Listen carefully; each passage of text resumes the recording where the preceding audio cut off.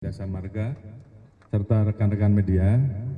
Baru saja kita mendengarkan presentasi terkait dengan evaluasi sementara pelaksanaan arus mudik di tahun 2024.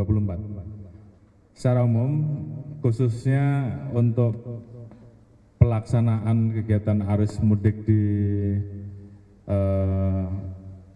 jalur tol yang tadi baru saja dilaporkan dengan memperhatikan proses pergerakan mulai dari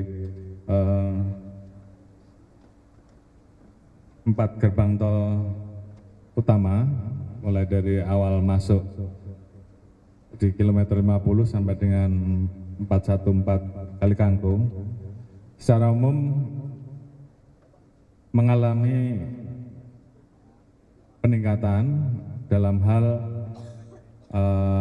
pengaturan terkait dengan puncak-puncak arus mudik. Jadi tadi dilaporkan bahwa terjadi persebaran, terjadi penambahan jumlah sekitar 6 sampai 7 dibandingkan mudik tahun 2023. Namun untuk puncak arus mudiknya bisa terlampaui dengan baik. Jadi kalau tahun 2023 itu di H-3, kali ini bergeser di H-4 dengan tingkat puncak arus mudiknya yang turun dan ini tersebar di hari-hari sebelumnya. Saya kira secara manajemen ini sudah bagus dan tentunya dengan membandingkan tahun 2023 dan 2024, maka tadi didapatkan satu rumusan untuk menghadapi arus mudik nanti di tahun 2025. Demikian juga dengan arus balik yang akan kita hadapi sebentar lagi. Dan juga terjadi peningkatan kecepatan untuk pencapaian dari mulai start sampai dengan Jawa Tengah, Pak ya, yang biasanya 8 jam kali ini menjadi 6,7 jam. Jadi ada perbaikan. Namun di sisi lain tentunya rekan-rekan juga tahu, kita juga tentunya harus melakukan evaluasi terkait dengan adanya musibah yang terjadi di kilometer 58 di jalur kontraflow. Dan ini tentunya menjadi evaluasi agar kita lebih masif lagi mensosialisasikan terhadap pengemudi khususnya, terhadap pengguna jalan khususnya, agar betul-betul mempersiapkan diri dengan sebaiknya. Terkait dengan kendaraan-kendaraan umum, telah dipersiapkan berbagai pelayanan, apakah itu terkait dengan masalah tes urin, kemudian tes kesehatan, di mana tes urin untuk mengecek adanya penggunaan atau ada kandungan narkoba atau tidak, kemudian alkohol, dan juga kesehatan dari pengemudi itu sendiri, sehingga pada saat membawa penumpang semuanya dalam keadaan prima. Namun di sisi lain, tingkat kelelahan ini juga kita ingatkan agar jangan dipaksakan, sehingga kemudian tentunya ini akan berdampak fatal apabila dipaksakan. Oleh karena itu, pada waktunya istirahat, tidak dipaksakan, ingin cepat sampai tujuan, sehingga kemudian menimbulkan masalah. Mungkin beberapa hal ini yang menjadi catatan kita untuk kita lakukan perbaikan. Demikian, terima kasih. Selanjutnya nanti akan diberikan penjelasan lebih detail oleh Bapak Menhub. Demikian. Warahmatullahi wabarakatuh.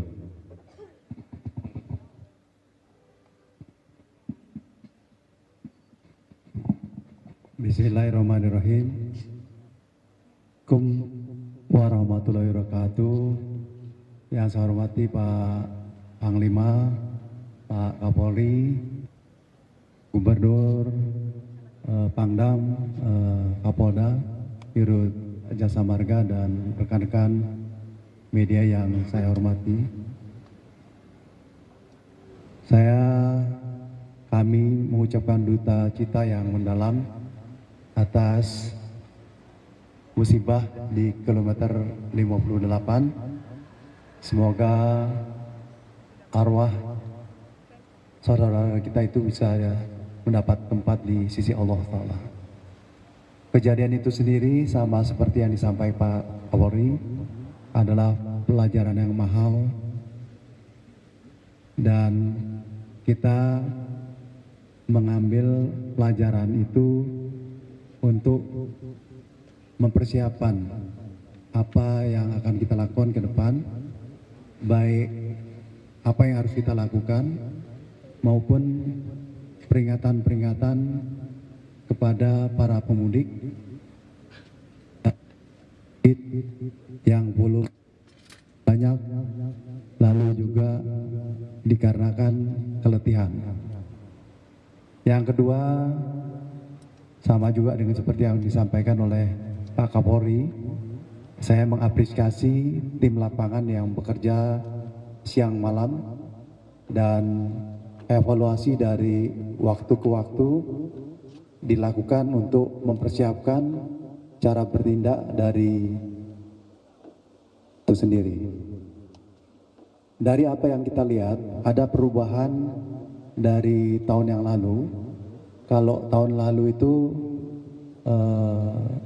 pemudik lebih prefer siang, kalau sekarang ini malam, sehingga siangnya kosong. Nah, bagaimana kita memberikan informasi dan edukasi kepada masyarakat, ini menjadi penting. Pemudik yang pulang nanti tentu harus dibekali dengan kiat-kiat atau cara mudik, dan saya berpesan karena memang nanti akan kelelahan, harus ada suatu cara untuk menyelesaikan di tempat-tempat rest area dan di bahu jalan banyak yang tetap di situ. Tentu kita akan memanage mudik ini sampai H2 dan kita bersama-sama melakukan. Setelah itu mudik balik harus dipersiapkan dengan satu hal yang penting tadi mengenai WFH yang membuat balik itu lebih terpecah dengan volume-volume yang lebih bisa memadai. Sekali lagi saya apresiasi rekan-rekan di lapangan, juga terima kasih kepada media yang selalu memberitakan dengan baik sehingga dan kami bisa memantau kegiatan ini dengan baik. Terima kasih. Wassalamualaikum warahmatullahi wabarakatuh.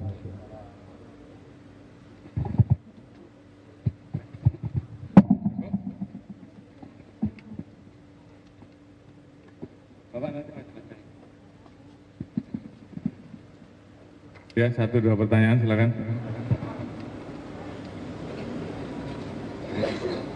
Ya, silakan.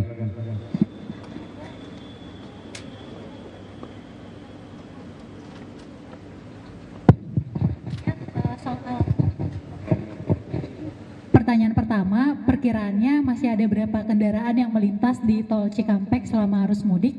Kemudian yang kedua, soal laka maut di KM 58, ada dashcam yang beredar merekam detik-detik kecelakaan. Apakah kemudian ini jadi bahan analisis soal penyebab terjadinya kecelakaan tersebut? Terima kasih. Pertanyaan kedua.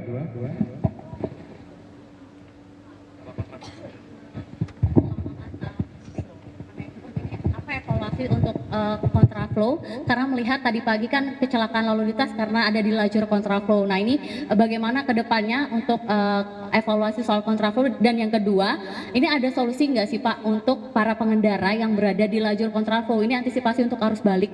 Ini kan kalau di lajur kontraflow tidak bisa berhenti di bahu jalan ataupun ke rest area yang berada di jalur sebelah kiri. Nah ini apa solusinya bagi para pengendara yang mungkin kelelahan saat berada di lajur kontraflow? Terima kasih. Dari Indosiar Pak, Teh Adir.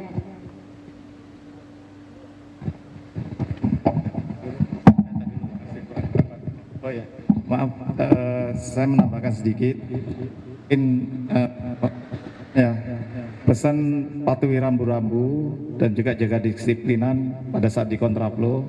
Nah, mengenai data itu sampai dengan sore ini mungkin hampir kurang sedikit dari 40%, yang sisa yang belum balik, yang belum mudik, yaitu sekitar 750.000 kendaraan masih. Nanti akan tinggi lagi justru di H1 dan H2 dari data kita, itu sekitar perharinya 124 ribuan. Jadi kalau H-1-nya mungkin 86.000 atau 90, sisanya 100.000 lebih itu di H1, H2. Jadi yang jelas kami dengan Korlantas dan Perhubungan mungkin nggak bisa istirahat ya, karena data 2023-nya demikian.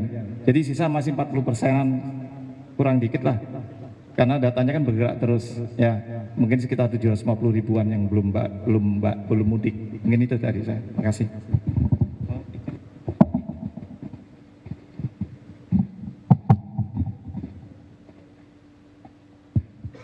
Baik, terima kasih. Terkait dengan antisipasi ke depan, khususnya tadi ada pertanyaan terkait apabila ada pengemudi yang kelelahan ya, karena ada kontraflow. Ini tadi kita rapatkan sehingga kemudian titik-titik kontraflow yang akan kita tempatkan yang kira-kira sesuai. Namun di satu sisi memang kontraflow tetap dibutuhkan. Oleh karena itu tentunya kita menyarankan terhadap masyarakat yang capek dan ingin istirahat, nanti tolong diatur oleh dari kontraflow yang ada. Tentunya akan ada dobrak yang bisa masuk kembali dan kemudian nanti masuk ke jalur rest area, atau kalau memang rest area penuh disarankan untuk masuk ke jalur arteri. Di arteri mungkin untuk istirahatnya juga jauh lebih bisa diberi lebih lama, karena memang kalau di penuh maka tentunya mau tidak mau diberikan himbauan ataupun peringatan untuk keluar. Namun di sisi lain untuk pengaturan kontraflow tadi, ini semua tentunya terus akan kita evaluasi sehingga kemudian ada titik kemudian itu nanti kita ubah menjadi one way, namun di titik lain nanti akan kita rubah menjadi kontraflow berdasarkan kebutuhan di lapangan. Saya kira ini pertanyaan yang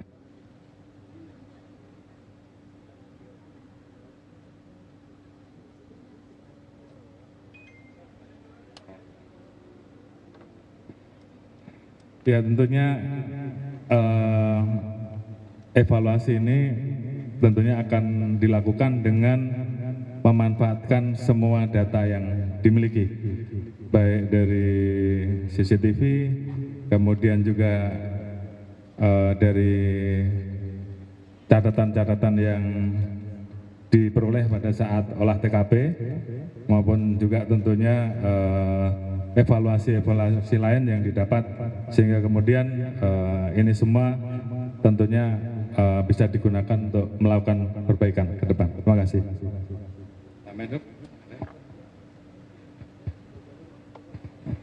Oke ya, terima kasih ya.